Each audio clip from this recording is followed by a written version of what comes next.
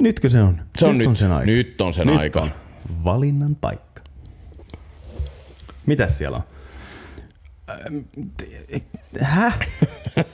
Lue vaan. Toisessa on XYZ ja toisessa on T. Pikku T. Vai onko toi T?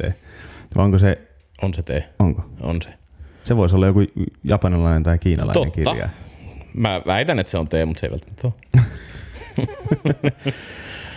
Din, din, din, din, din, din, din, din, din, din. Elikkä valitaanko pitkä vai lyhyt? Tosi pitkä.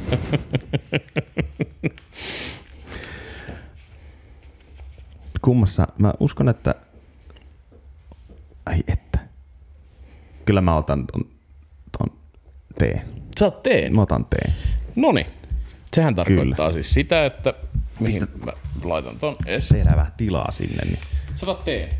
Kyllä. Selvä. T. Pikku T. Eli XYZ. Sille käy näin. XYZ. Siellä näkyy paperiakin välissä. Siellä on sisältöä. Ei oo ennen. Voi ei.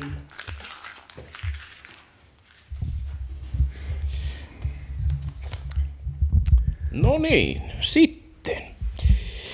Eli T. Mitä meillä on? Teetä. Teetä tiedossa. T-hetki.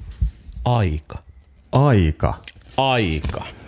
Ai että, tää on semmonen aihe, mikä pitäisi tulla niinku koko jakson.